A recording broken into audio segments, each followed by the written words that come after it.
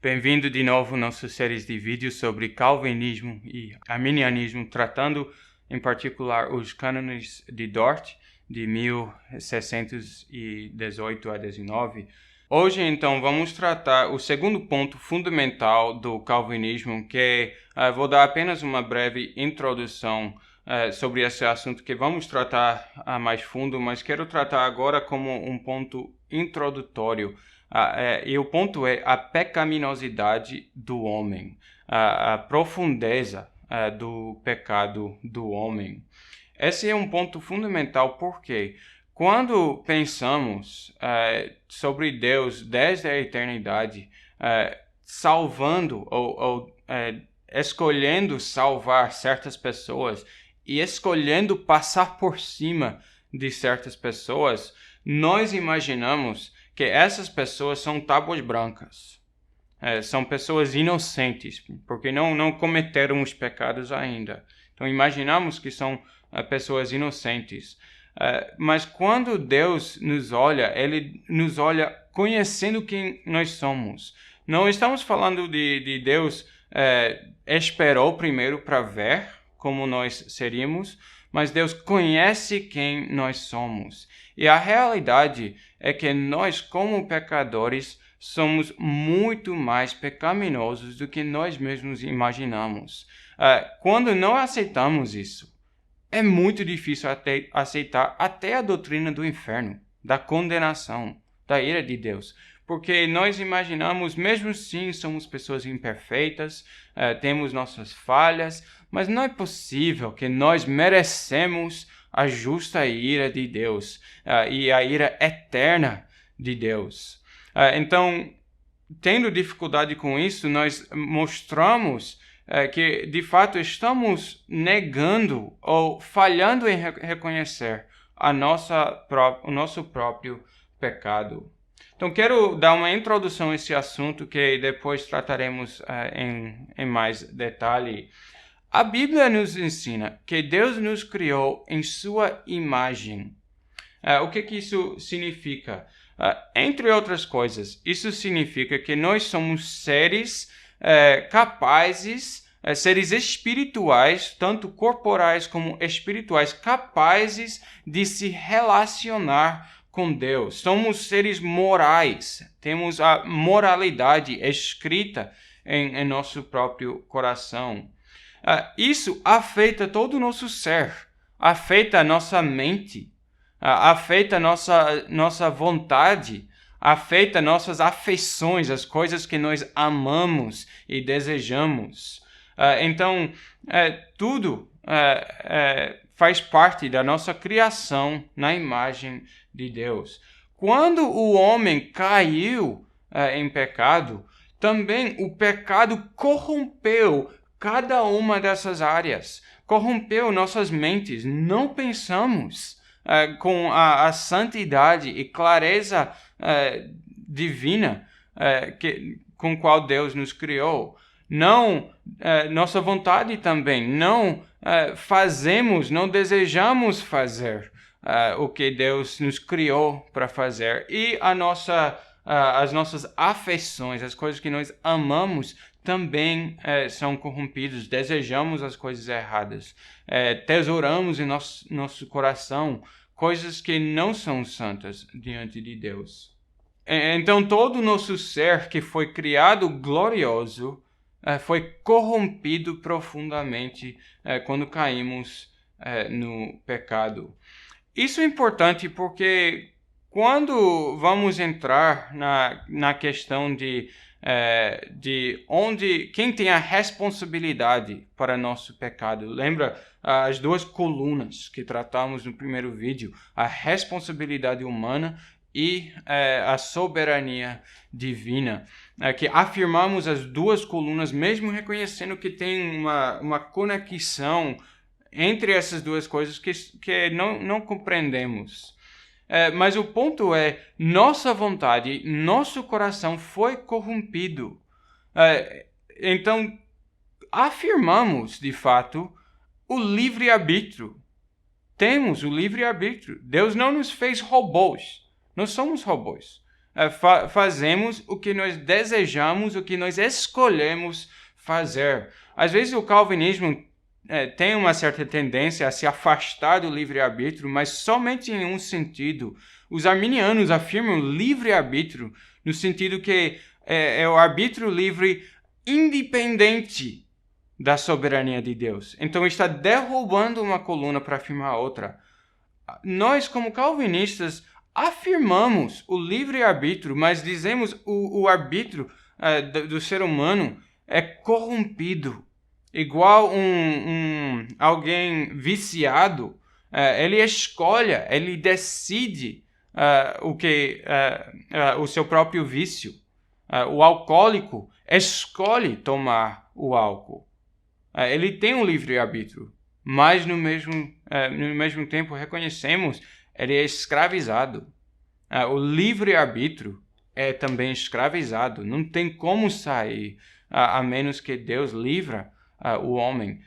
A mesma coisa pode ser afirmada sobre o ser humano. Temos nosso próprio livre-arbítrio, fazemos nossas próprias escolhas, nossas próprias decisões. Cada pecado que nós cometemos, não tem como culpar Deus, dizer, mas se Deus é soberano, então não foi eu que cometi o pecado, foi a culpa de Deus. Não tem como. Sabemos na vida prática, na vida real, cada coisa que eu faço foi eu que fiz, foi eu que decidi fazer.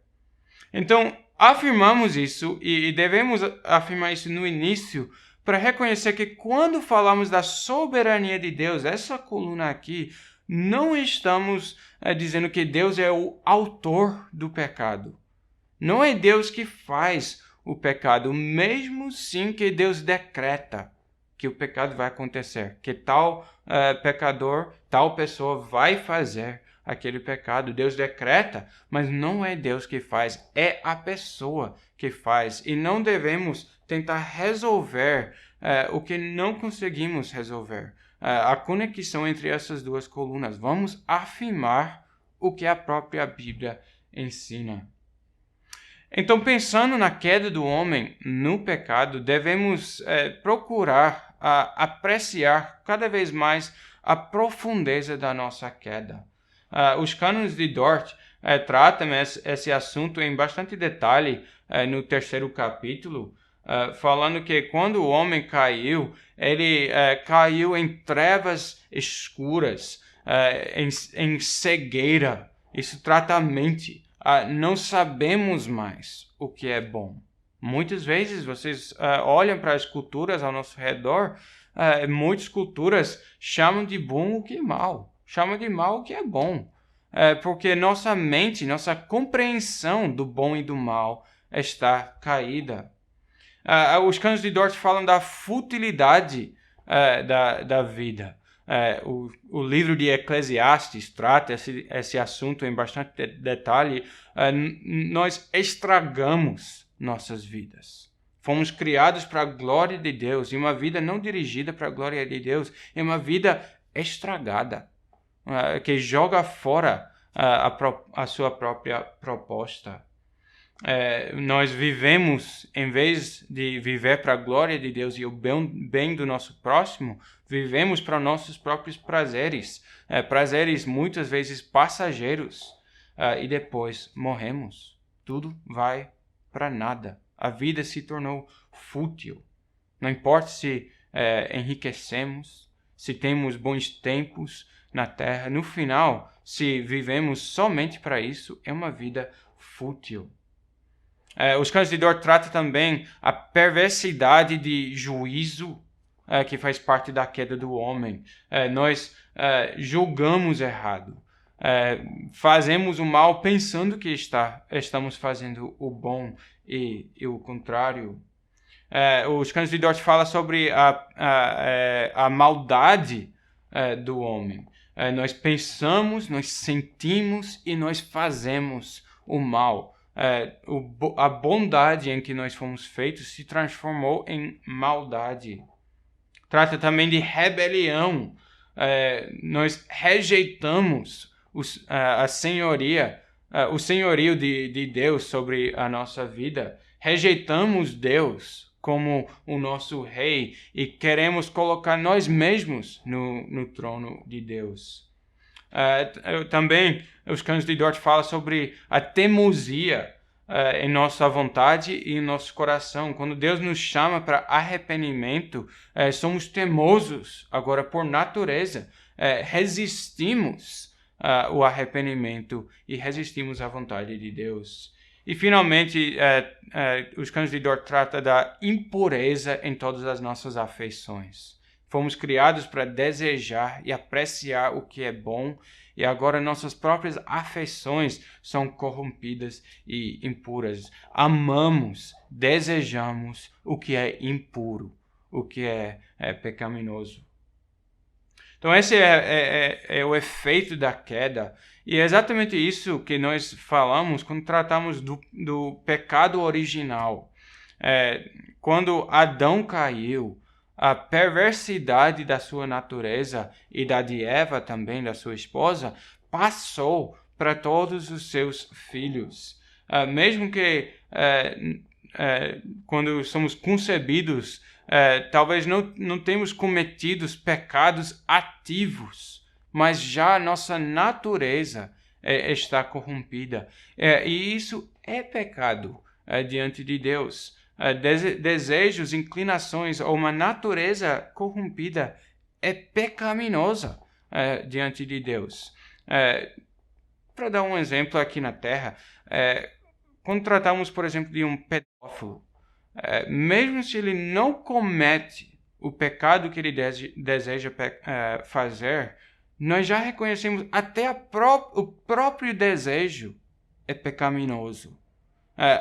O próprio desejo é ofensivo. É exatamente assim que Deus nos olha também como pecadores. Não somente o que fazemos, mas o que desejamos, o que nossa natureza é inclinada a fazer, faz parte da nossa pecaminosidade. Então, a pergunta relacionada a essa e os bebês? Os bebês têm pecado original? Têm pecado também? A resposta bíblica é bastante clara. Davi diz em Salmo 51, eu fui concebido e nascido em pecado. Não tem como fugir disso. Mesmo que isso é extremamente ofensivo para a nossa natureza. Porque nós olhamos um bebezinho e pensa tão lindo, tão inocente, tão bonito, e de fato é lindo, é bonito, foi criado com glória. Mas, ao mesmo tempo, esse pequeno bebê é um pecador. Quanto mais que cresce, vai manifestar e expressar a mente caída, a vontade caída e as afeições caídas. Essa é a nossa natureza.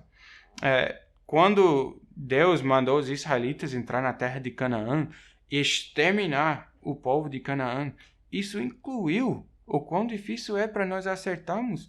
Isso incluiu os bebês. Se os bebês, se as crianças são inocentes por natureza, Deus não tem direito de fazer isso.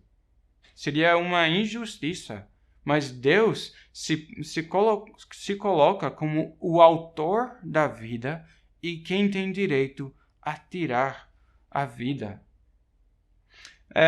Nossa natureza também pecaminosa não é uma coisa que nós apenas aprendemos. Foi exatamente esse o erro de Pelágio, um herege muitos séculos atrás, que foi até condenado na igreja inteira. Isso foi logo antes da Reforma, bastante tempo antes da Reforma. Pelágio foi condenado como herege, porque ele ensinou que não somos pecadores por natureza mais. Apenas aprendemos o pecado dos nossos pais. Nós rejeitamos esse erro.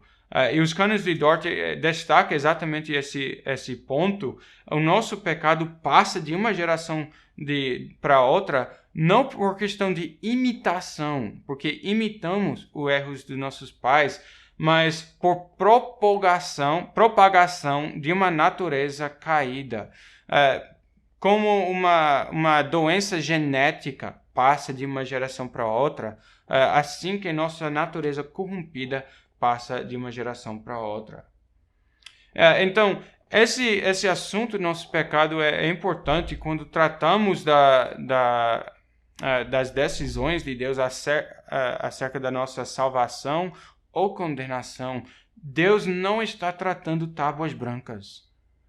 Toda essa discussão tem a ver com Deus tratando pecadores que são muito mais ofensivos diante dos olhos santos de Deus do que nós mesmos imaginamos. Quando aceitamos esse ponto, o resultado vai ser que quando enfrentamos a doutrina da condenação, aceitamos que é exatamente isso que nós merecemos. E quando enfrentamos a doutrina da salvação, ficamos cheios de admiração que Deus salva quem não mereceu a sua salvação, a sua graça. E esta é a única atitude que seria capaz de compreender e aceitar as doutrinas do calvinismo.